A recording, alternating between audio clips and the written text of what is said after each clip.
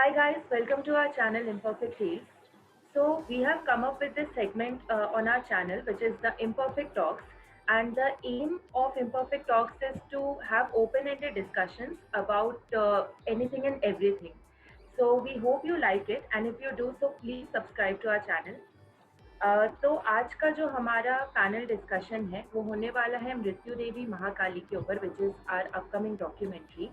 And हमारे आज के पैनलिस्ट काफ़ी स्पेशल हैं क्योंकि हर एक पैनल मेंबर अपने ही तरीके से इस डॉक्यूमेंट्री से जुड़ा हुआ है। So with no further adieu I will introduce our first panelist to you guys. So first we have Puru Agarwal. Puru is an independent filmmaker. He's a director and he has directed quite a few short films and documentaries. He is also the director, cinematographer and editor for Mrityu Devi Mahakali. Next we have Pooja Rana with us. Pooja is a poet, a script writer, a writer and a storyteller. अगर इनके interest की हम बात करें तो she is interested in mythology, culture, politics and a lot of debates. And Rana has written for the documentary Mrityu Devi Mahakali, and she has also worked as the assistant director. Moving on to our next panelist, he is also the youngest panel member here today. We have Agam Agarwal. Agam is a classical vocalist. He is a successful YouTuber, and he has also produced, mixed the music for Mrityu Devi Mahakali, the trailer as well as the documentary. So hi Agam, welcome to Imperfect Talks. Hello, thank you मुझे यहाँ पर invite करने के लिए। So Agam, we know कि you are a classical singer, तो हम दो लाइन सुनना चाहेंगे आपसे, आपके किसी फेवरेट सॉन्ग की। जी ज़रूर। जय हो शंकरा, आदिदेव शंकरा, तेरे जाप के बिना चले ये सांस किस तरह।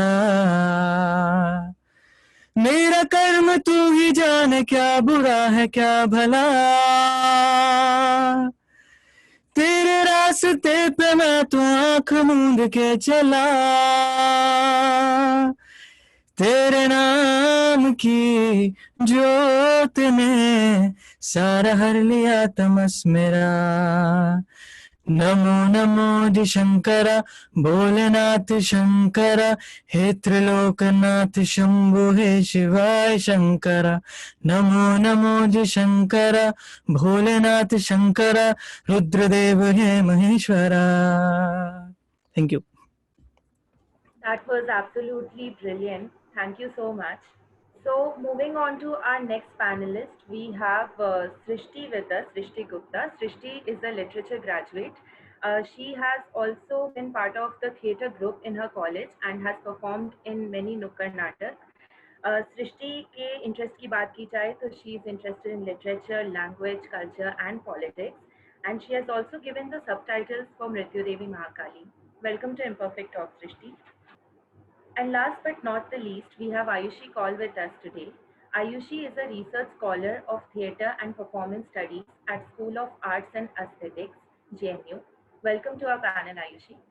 So, another panel member has joined us now. It's Abhishek Oja. Abhishek is RJ at Radio City, and he has also worked with 92.7 FM in the past.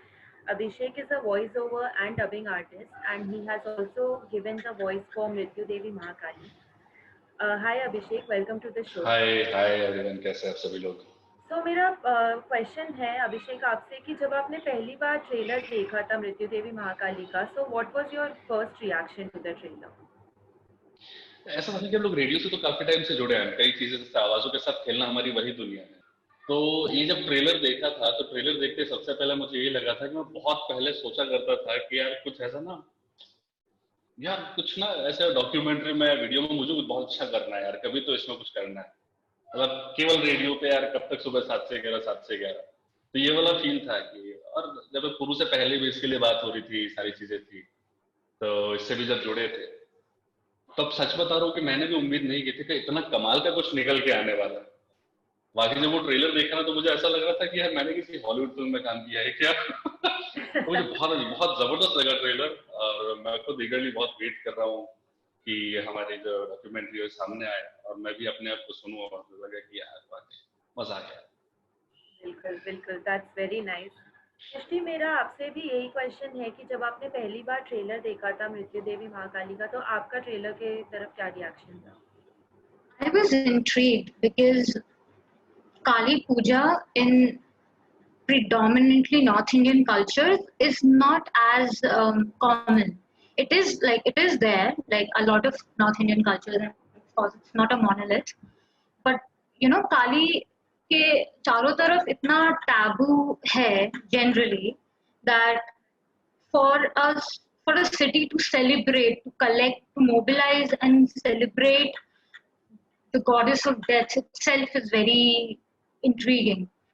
And so I was intrigued, and then second, just I couldn't tell what I was expecting. Like, I know, yes, this is about goddess Kali, but uske aage, I couldn't tell a thing. I couldn't predict anything.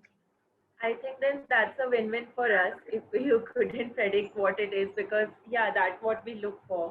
So मेरा अगला question है to the film makers Guru and Rana. आपने ये on ground shoot किया है documentary, so what was your experience? I mean with minimum resources, equipments and man power. तो आपका on ground experience कैसा था ये शूट करने के साथ? Should I start? Yeah sure. On ground experience काफी हेक्टिक था because we only have just 3 members of crew, और उसमें इतना बड़ा इवेंट कवर करना इट्स रियली चैलेंजिंग। बट एक किसी चीज़ के लिए आप पैशनेट होते हो तो आई थिंक वो सारा जो फिजिकल हार्डवर्क है वो नहीं फील होता है उतना, तो वो उस हिसाब से काफ़ी स्मूथली हुआ। प्लस द बेनिफिट वॉज कि एज आई टोल्ड यू ये मेरा होम टाउन भी है, तो यहाँ पे मुझे लोगों का भी काफ़ी सपोर्ट मिला, तो that is also one thing. Okay, what about you Rana? बहुत ही इंटरेस्टिंग था एक नए कल्चर को इतने पास से देखना, एक नए ट्रेडिशन को इतने पास से देखना। अब तक जिसके बारे में मैं सिर्फ रिसर्च कर रही थी और बुक्स में खोजने की कोशिश कर रही थी, जिसके बारे में पूरा ही एक लाइफ ट्रेडिशन का जो प्रोसेस है, एक ट्रांसफॉर्मेशन का प्रोसेस है फ्रॉम सेल्फ टू सेल्फलेस जाना, वो सामने देखने को मिला। इतनी भीड़ अपने आप ही मैनेज हो जाना और उनकी श्रद्धा जो थी माँ काली के तरफ वो महसूस करना बहुत डिफिकल्ट था मैनेज करना, इसलिए क्योंकि कॉर्पोरेट शूट्स में तो हमारे साथ लोग होते हैं जो हमें असिस्ट करते हैं, हमें हेल्प करते हैं। और यहाँ पे क्या था कि खुद ही इक्विपमेंट्स उठाना, खुद ही दौड़ भाग करना, इंटरव्यू भी खुद ही करना मेरे लिए मुश्किल इसलिए भी था क्योंकि एक लैंग्वेज गैप भी था, बैरियर भी था। मतलब बेसिकली वहाँ पे मुझे मुश्किल हो रही थी उनको समझने में, शायद उनको मेरे सवाल समझने में भी मुश्किल हो रही थी। तो वो सारा एक्सपीरियंस भी अपने आप में बहुत ही मज़ेदार रहा। एक नया कल्चर देखने को मिला, एक नया ट्रेडिशन देखने को मिला। तो मेरा अगला सवाल है अगम आपके लिए। हम जानते हैं कि आपने इस मृत्यु देवी महाकाली के trailer as well as documentary के लिए म्यूजिक प्रोड्यूस और मिक्स किया है, तो आपका इंस्पिरेशन क्या था म्यूजिक के लिए? इंस्पिरेशन माँ काली इटसेल्फ वही थी। मतलब उनका जो स्वरूप है वो बहुत ज़्यादा भयानक माना जाता है, तो एक चीज़ तो क्लियर हो गई थी कि म्यूज़िक बहुत ज़्यादा बैंगिंग मैसिव साउंडिंग होने वाला है, क्योंकि अगर हम ज़रा सा भी कुछ ऐसा ट्रेडिशनल एक टिपिकल जो साउंड होता है बैक स्कोर करने का, अगर हम वो रखेंगे तो वो नहीं चलेगा। तो मतलब इंस्पिरेशन तो स्ट्रेट था कि माँ काली ही है। अभिषेक, मेरा अगला सवाल आपसे है कि आपने कैसे डिसाइड किया कि आपको इस डॉक्यूमेंट्री पे वर्क करना है? What was the one thing that appealed you कि हाँ यार इस प्रोजेक्ट पे काम करना है? जब शुरू में बताया मुझे पूरू ने सारी चीजें कि ऐसा ऐसा है, और जब मैंने लंबी खास से पूरी स्क्रिप्ट देखी तो एक बार तो लगा कि हाँ बड़ा मुश्किल सा था यहाँ से बैठ के वहां सब कुछ समझ पाना, सारी चीजें चल के रहा है। और सबसे बड़ा हम दोनों के सामने चैलेंज ये था कि मुझे भी थोड़ी प्रॉब्लम थी कि जब तक साथ बैठ के डिस्कस ना करें क्या हुआ है कैसे हुआ है, तो वॉइस देना, क्योंकि वॉइस देने के लिए भी आपको मूड समझना पड़ता है कि बेसिकली मूड क्या रखना है, आप क्या चाहते हो, पुरु क्या चाहता है, फिल्म मेकर क्या चाहता है, बाकी लोग कैसा सुनना चाहते हैं, वो म्यूजिक के साथ कैसे जाने वाला है। लेकिन ओवरऑल जब वो पूरे स्क्रिप्ट पढ़ी और फिर कुछ शॉर्ट्स वगैरह सारी चीजें मैंने देखी, तो वही जो था मेरा पुराना सपना कि यार कुछ तो अलग करना भाई, बस कर डालना। तो बस इस वजह से कैसे भी करके, हालांकि पुरु को मैंने बहुत परेशान किया और बहुत परेशान हुआ है पुरु, क्योंकि इतनी बड़ी स्क्रिप्ट थी, इतनी सारी चीजें थी, उसको बहुत सारे टेक्स लेने थे, तो मैंने टाइम लिया और पुरु को यही बोला था कि मैंने कहा भाई इसी शर्त पे मैं कर पाऊंगा यार, तो थोड़ा टाइम देना पड़ेगा, तुम ले लो टाइम जितना लेना है। तो ये था कि काफी अपीलिंग था, और स्टोरी अपने आप में सबसे इम्पोर्टेंट ये भी था कि बहुत बेसिक सा मैं सोचता हूँ हमेशा सा कि हम हमेशा किसी भी चीज को वैल्यू उस चीज को ज्यादा देते हैं जो बाहर बनी है, या बाहर की चीजों को, हम विदेशी चीजों को बहुत वैल्यू देते हैं।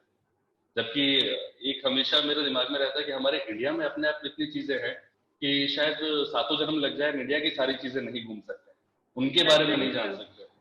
बट एक पता नहीं क्यों हम 18 साल के हों या ना हो, उससे पहले पाप बन जाता है कि मुझे थाईलैंड जाना, मुझे बैंकॉक जाना, मुझे यहाँ जाना, मुझे वहां जाना है, मुझे ये एक्सप्लोर करना है, वर्ल्ड एक्सप्लोर करना है, दुनिया एक्सप्लोर करनी है। हमें इंडिया पूरा एक्सप्लोर क्यों नहीं करना है? किसी ने शायद नहीं सोचा होगा कि बुलंदशहर की ऐसी कहानी है और इतनी जबरदस्त कहानी एक सामने निकल के बाहर आती है। तो ये मुझे काफी अपीलिंग लगा कि हाँ, इसका हिस्सा होना चाहिए मुझे, और ये मेरे लिए प्राउड की बात है। एक्चुअली आपने काफी सही पॉइंट बोला। इनफैक्ट जैसे कि राना ने बोला कि उन्हें भी इस ट्रेडिशन के बारे में नहीं पता था unless and until she saw it happening, और maybe Puru told her about it, even we didn't know about it. So yeah that's very true. और ये जो अपील था आपके लिए कि हाँ मुझे इस प्रोजेक्ट पे काम करना, I think that worked out well for all of us.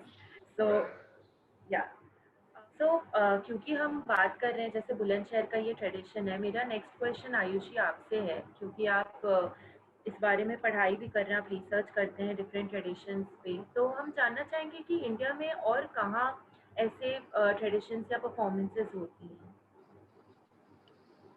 Actually इस टाइप के परफॉर्मेंसेस हम 3 तरीकों से देख सकते हैं। पहले तो एक जो हुआ वो प्रोसेशन और मेले वाला आइडिया, जो कि बहुत जगहों पे इंडिया में होता है। सेकंड है जो परफॉर्मेंस आर्ट के तरीके से हम देख सकते हैं, जहाँ पे आप मास्क पहन के परफॉर्म करते हैं। तीसरा हो गया एक रिचुअलिस्टिक एस्पेक्ट उसका क्या है। फिर अगर हम इसको परफॉर्मेंस आर्ट की तरीके से देखा जाए तो जैसे बहुत सारे परफॉर्मेंस आर्ट्स ऐसे होते हैं जो कि एम्बॉडी, जो मास्क फॉर्म होते हैं, जैसे कथकली, छाऊ, बहुत सारे ऐसे जो मास्क लगा के परफॉर्मेंस होते हैं।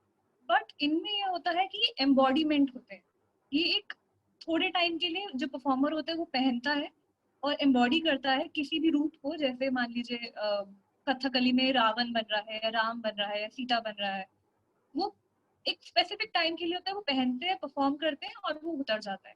बट जो तीसरा पार्ट आता है जो कि रिचुअलिस्टिक पार्ट, वो इससे थोड़ा डिफरेंट होता है, और जिससे ये इवेंट जो ये शोभा यात्रा में जो निकलता है वो ज्यादा एसोसिएट करता है, वो है ये कि जब हम, जो कि रिचर्ड शेकनर एक थ्योरिस्ट हैं अमेरिकन, उनके हिसाब से इसको हम देख सकते हैं ऐसे कि ये जो परफॉर्मर होता है वो खुद को ट्रांसपोर्ट कर लेता है एक अलग स्फेयर में, और वो बन जाता है भगवान। मतलब ऐसा नहीं है कि वो बस परफॉर्म करने के लिए बन रहा है, वो भगवान ही बन जाता है उस पर्टिकुलर पीरियड ऑफ टाइम के लिए। और ये हम और भी जगहों पे देख सकते हैं, जैसे केरला में थय्यम है, मुथप्पन है, कर्नाटका में मूतोकोला है, बहुत जगहों पे ये है जहाँ पे ये वाले एस्पेक्ट्स होते हैं। ऑलराइट, सो क्योंकि हम पॉइंट ऑफ व्यू की बात कर रहे हैं सृष्टि, मेरा आपसे भी यही क्वेश्चन रहेगा, being a literature graduate, what is your point of view towards this tradition? How do you see it? Placing this tradition, the tradition of Kali Puja in Bulandshahr is it's very interesting, because Bulandshahr, if you notice the geography of Bulandshahr, it's placed, Bulandshahr is situated on the banks of Kali River. Also, it is a treasure trove of temple. It's a temple city. It has, you will find mentions of Bulandshahr in mythology, even in history. It is also a city of archaeological importance. So when I see Kali tradition, of course, there's of course a lot of, city economy tied to this tradition, but I also see this collective memory that is tied to this tradition. How people who have grown up in this city, who are born and bred in this city, look at Kali, look at Goddess Kali. Goddess Kali is the destroyer. You know, often in our homes we see idols of Lakshmi, who sustains us, Saraswati, who creates us. But it's not very usual for people to come together to celebrate Kali, to celebrate this personification of fury, because Kali is fury personified. So that is very interesting to me. Second, the way Kali is described, even in Devi Mahatmya, the text which contains the story, the story of Kali, fighting and ultimately destroying Raktabij, also describes Kali as a performer. Her act of destroying Raktabij was also a performance of sorts. She would dance on the corpses of people, of the demons she slayed. So that pretty much in a way explains it, also makes it very interesting, also makes it very noteworthy. तो मेरा अगला question है पुरु and Rana आपसे। मैं जानती हूँ कि आपने इस रिचुअल्स पे काफी रिसर्च की है पुरु, आपने बचपन से ये देखा है होते हुए, बट इवन देन जब आप शूट कर रहे हैं तब आपने काफी क्लोजली देखा इस रिचुअल को, वेरी अप क्लोज। सो आपका क्या रिएक्शन था टू इट और आपका क्या थॉट प्रोसेस था उस पॉइंट ऑफ टाइम पे? मैं थोड़ा पहले से स्टार्ट करना चाहता हूँ इस रिचुअल के बारे में। स्पेशली मुझे याद है जब बचपन में काली हमारे घर के आगे से निकलती थी तो एक माहौल इतना ज्यादा वो मतलब इतना डर लगता था एज अ किड कि हम ऊपर अपने घर, अपने रूम से, बेडरूम से और ऊपर छत पे चले जाते थे के लिए। तो that was the whole vibes कि इतना ज्यादा टेरिफाइंग वो लगता था। और इतना क्लोजली जब शूट करते टाइम मैंने अभी देखा तो that was a very surreal feeling. मतलब मैं वैसे कभी जहाँ से वो काली निकलती हैं अपने भवन से, मैं कभी अटेंड करने नहीं गया।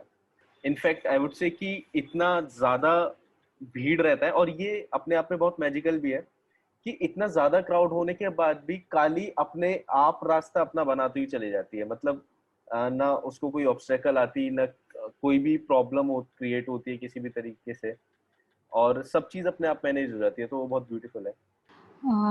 वही पुरु ने एग्जैक्टली सही कहा कि वो एक ऑरा जो क्रिएट होता है, वो ट्रांस का माहौल, वो सबको ही, जैसे सृष्टि बोल रही थी, कलेक्टिव मेमोरी, वो जो एक कम्युनिटी, एक जो गैदरिंग है, सबके सब सिर्फ एक ही चीज़ सोच रहे हैं, एक ही चीज़ कर रहे हैं, सबके सब एक ही स्वर में, वो फीलिंग, और वो इतनी इंटेंस फीलिंग थी, वो अपने वो महसूस करना, वो शायद आपको कहीं और ही ले जाती है। वो एनर्जी आप फील करते हो जब आप इतने सारे भक्तों को देखते हो। वो लोग एक झलक के लिए सबके सब पीछे पड़े होते हैं, लाइन में लगे होते हैं, मतलब आशीर्वाद लेने के लिए, प्रसाद लेने के लिए।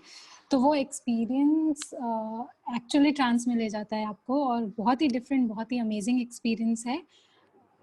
My next question is to you Agam. मैं जानना चाहूँगी कि आपका वर्किंग प्रोसेस क्या था जब आप ये प्रोड्यूस कर रहे थे, म्यूजिक मिक्सिंग, आपने लाइव साउंड्स भी यूज किए हैं इसमें डॉक्यूमेंट्री में, तो what was the working process, if you could explain? Best part मेरे लिए ये था, आज तक जितने भी बैक स्कोर किए, लेकिन हम उस शूट पर उस दौरान वहाँ पर नहीं होते हैं सेट पर, बट ये मेरा होम टाउन है, तो मैं और डायरेक्टर के साथ ही था और पूरे टाइम शूट पर था मैं वहाँ पर। तो जिस समय हम शूट कर रहे थे उस समय ही मुझे वहीं वाइब्स आ रही थी कि मुझे एग्जैक्टली क्या करना है। इनफैक्ट मैंने अपने फ़ोन निकाल के थोड़ी ट्यून्स भी वहीं बना ली थी कि मुझे ये ट्यून्स वहाँ पर डालनी है।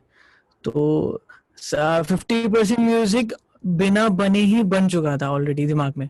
अब तो बस मुझे फिर उसको सॉफ्टवेयर में डालना था और फिर उसको क्रिएट करना था।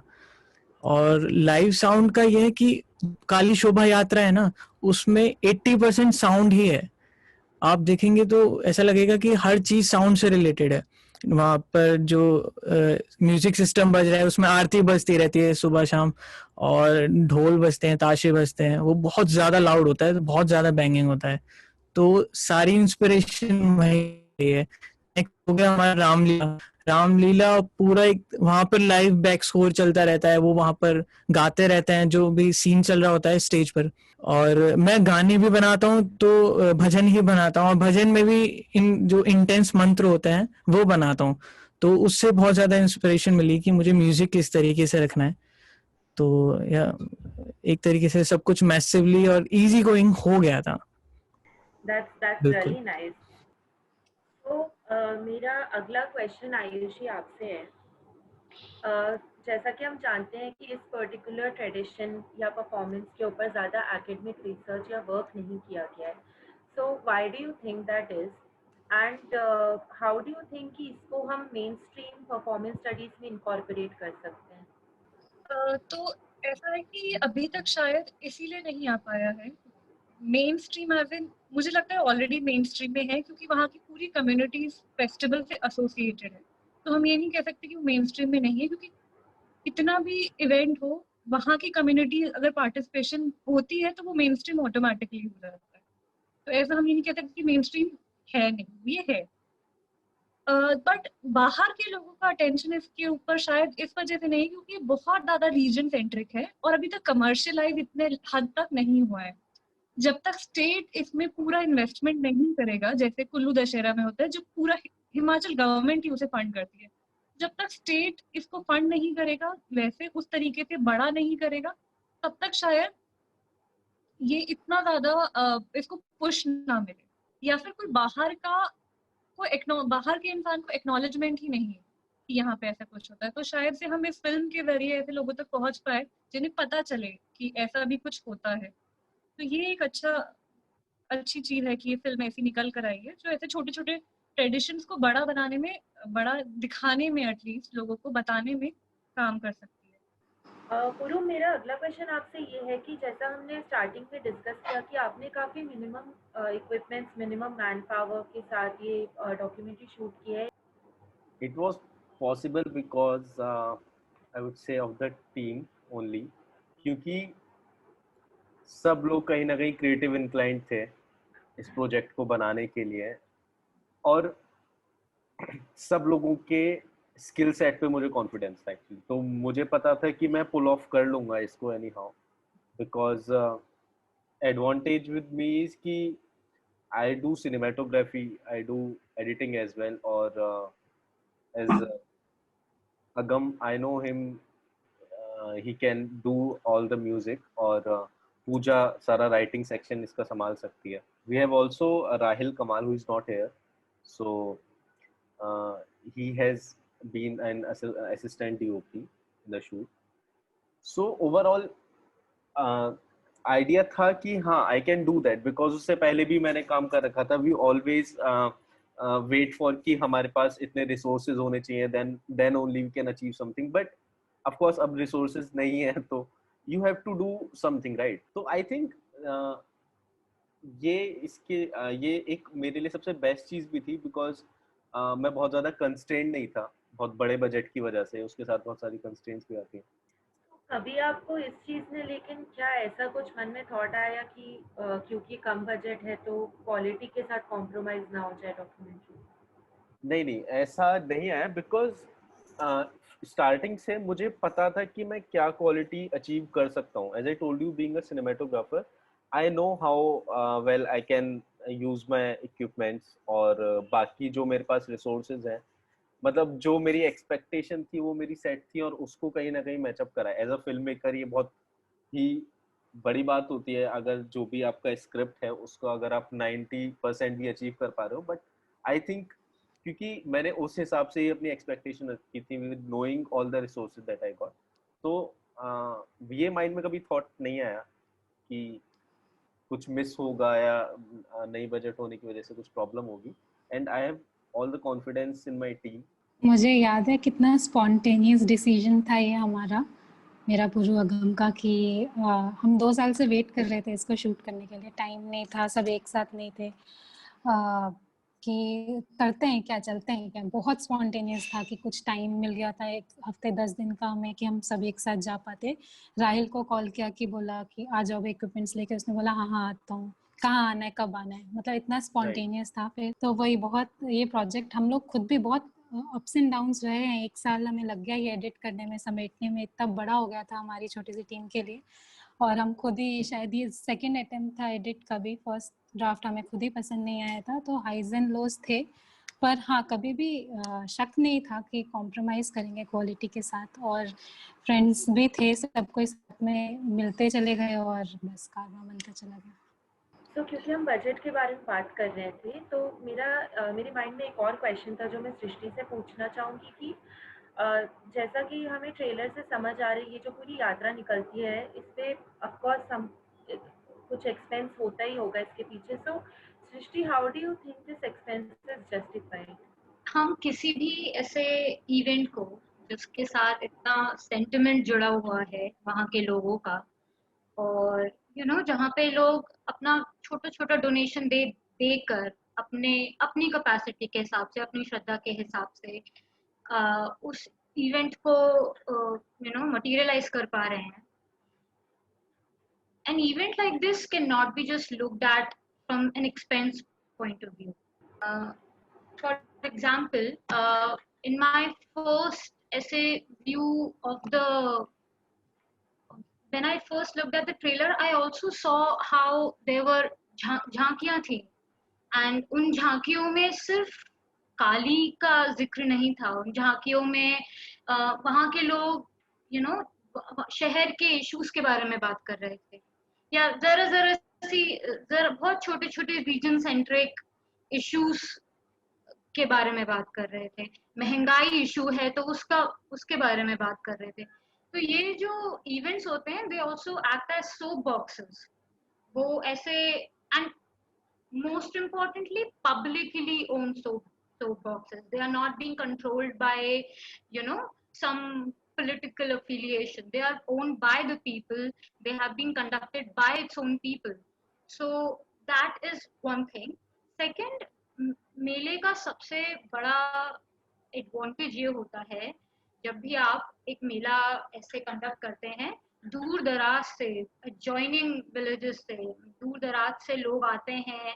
This is the टाइम जब आर्टिजन्स, हैंडीक्राफ्ट बिजनेस, ये सब फ्लरिश करने का बहुत अच्छा मौका होता है. People can set up shops finally in such area. इतना जमावड़ा है लोगों का, तो और Bulandshahr is a very industrialised and it's rapidly urbanising, and it has scores of manufacturing units. It also has a lot of agricultural products, like it produces a lot of agricultural products as well. So it just becomes a place of economy as well. There's also business, there's economy. Also an event like this, and it's very important to मतलब ये इतना undervalued वो है ना aspect of any event like this, is it engages the youth of the city in a manner that's productive. It gives this, and I'm not just referring to the employment aspect of it. Of course it makes for a lot of employment, but at the same time this is very productive use of the youth. It gives them something to pursue. It gives them a sense of belonging, if not anything. If 5 youth who collect together in a very in one shared faith to do something, to make something out of their passion, to make something out of their time and effort, I think that's worth. That is definitely the expense is worth. So मेरा अगला question हमारे panel के लिए ये है कि before you guys go, आप सबने ही इस डॉक्यूमेंट्री का रॉ कट देखा है, क्योंकि आपने इस पे काम किया है, या फिर आपने आयुषी जैसे आपने ट्रेलर देखा है. तो आप ये हमें बताइए कि आप why are you looking forward to the documentary, what is that one reason, and लोगों को क्यों देखनी चाहिए डॉक्यूमेंट्री आपके हिसाब से? तो मतलब ये, अगर हम लोगों को सबको पता है कि यहाँ पर मुंबई में गणेश जी का गणपति जो उत्सव होता है उसके बारे में सबको पता है, बस वो ये होता है कि एक नंबर ऑफ पीपल यहाँ पर ज्यादा है तो इसलिए वो ज्यादा ग्लोबली सबको पता है। हमारे यहाँ सेम चीजें होती हैं, सेम तरीके से होती है, पूरी रात रात भर सेम तरीके से मेहनत करते हैं, बस लोग कम है इसलिए ये शायद ग्लोबली नहीं जा पाया है। तो आई एक्सपेक्ट कि इसके बाद शायद लोग हमेशा इसको याद रखेंगे, बहुत सारे अमेज भी होंगे देखकर कि ये हो क्या रहा है, तो उनको समझ भी आएगा कि क्यों हो रहा है, कैसे हो रहा है। तो I guess like you said कि हर किसी का अपना जो लोकल लोग हैं उनका तो अपना कनेक्शन इससे बनेगा ही, क्योंकि वो इतने टाइम से इस शोभा यात्रा का पार्ट रहे हैं। बाकी दूसरों के लिए जैसे मैं हूँ, मुझे बिल्कुल आइडिया नहीं है इस इवेंट, इस फेस्टिवल का कि क्या होता है कैसे नहीं होता, तो मेरे जैसे लोगों को बहुत हेल्प मिलेगा ये समझने के लिए कि ग्राउंड लेवल पे क्या होता है। और फिर बाकी अपना अपना हर इंसान का परसेप्शन हो सकता है कि वो क्लिप आपको क्या अलाउ कर रही है देखने के लिए। किसी को ग्राउंड लेवल पे क्या पॉलिटिक्स चल रही है शायद ये समझ आ जाए, किसी को ये समझ आ जाए कि फेथ तक कितना कनेक्शन है वहाँ पे लोगों का। तो ऐसे ही हर किसी को बहुत अलग अलग तरीकों से ये चीज परसीव करने का मौका मिल सकता है ये देख के। सबसे बड़ा रीजन ये है कि अक्सर जैसे हम आज के टाइम का जो यूथ है, हमारी जो जनरेशन, हम लोग अब तो शिकायत करने लगे हैं, चाहे वो मीडिया से, सोशल मीडिया या कहीं पर भी। हम लोग कंटेंट को लेकर बहुत शिकायत करते हैं कि हमें अच्छा कंटेंट देखने को नहीं मिलता, बहुत परेशानी रहती है। वो बात अलग है कि हम वो टीआरपी और सारी चीजें, कुछ अजीब सी चीजों को दे रहे हैं, लेकिन अब ये शिकायत जरूर शुरू हो गई है कि अच्छा कंटेंट नहीं है, अच्छी चीजें देखने को नहीं मिल रही है। तो मेरे हिसाब से ये इसीलिए देखना चाहिए क्योंकि ये हमारी अपने बीच की कहानी है, अपने भारतवर्ष की कहानी है, उसी के एक शहर की कहानी है, और इसमें कुछ भी झूठ नहीं है, ये सब कुछ सच है, कोई फेक नहीं है, कुछ भी ऐसा कोई ड्रामा क्रिएट नहीं किया हुआ है। जो है सारी चीजें आपका ओरिजिनल एकदम सच, सत्य घटना जिसे कहते हैं, सत्य घटना पर आधारित आधारित भी नहीं, सत्य घटना ही है। तो आपको ये चीज जरूर देखनी चाहिए क्योंकि ये हमारी अपनी ही संस्कृति, अपने बीच की संस्कृति है। अगर हम वाकई वसुधैव कुटुंबकम की कामना करते हैं तो मुझे लगता है कि पहले हमें अपने आसपास की चीजों को, अपने भारत की कहानियों को, इन सच्ची चीजों को, रिचुअल्स को, अपनी संस्कृति को समझना जरूरी है। तो मैं तो कहूंगा कि इसलिए अगर आप अच्छे कंटेंट की तलाश में हैं तो वो पूरा मसाला, वो सारी चीजें, वो सारा कंटेंट, वो पूरा नॉलेज, सब कुछ आपको इस एक फिल्म के अंदर मिल जाएगा। And Srishti, what would be your reason? The fact that हम नवरात्रि जब मनाते हैं, और when Navratri is the celebration of the feminine, it is the celebration of the feminine aspect of spirituality and the feminine aspect of God. However, Bulandshahr में we are witnessing a tradition, हम एक ऐसा tradition देख रहे हैं जो एक ऐसा feminine aspect celebrate कर रही है जो हमें अक्सर नहीं दिखता। लक्ष्मी पूजा दिखेगी आपको, आपको सरस्वती पूजा भी दिखेगी, बट काली पूजा आपको इस कदर, इस स्केल पे, at least in the very north western plains में शायद यही दिखे। टू मतलब जहाँ पे जो टैबू रहता है काली के चारों तरफ, जो तंत्र का और रिचुअल का जो टैबू रहता है, वो उसको भी इनकॉर्पोरेट कर रही है, इनफैक्ट उसको सेलिब्रेट कर रही है।